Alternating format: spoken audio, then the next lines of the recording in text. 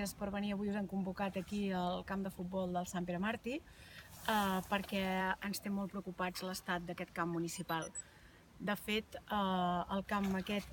que és municipal és un camp d'un club esportiu de barri i quan es va fer el projecte dels camps esportius del Morrot, a nosaltres ja ens va deixar preocupada l'opció perquè eren uns camps que, de fet,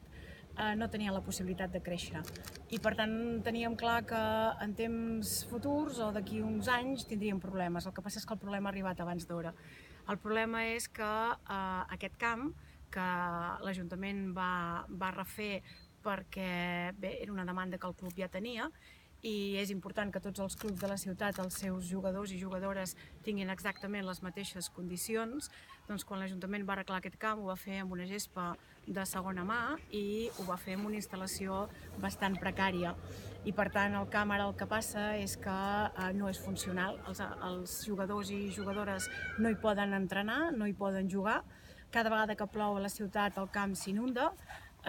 i per tant el que nosaltres demanem a l'equip de govern del PDeCAT és que en el més aviat possible torni l'operativitat en aquest camp. Nosaltres pensem que la inversió en aquest camp s'havia d'haver fet ben feta des del principi, però ara el que cal és que els jugadors i les jugadores del Sant Pere Martí tinguin un camp hàbil per poder practicar l'esport del futbol base. Tornem a dir que és un club de barri, és un club que fa cohesió de barri, però també és important que us expliquem que l'últim any ha doblat el nombre de jugadors i jugadores, fent també, per això us vaig dient jugadores, perquè és el primer any que té un equip femení de futbol base.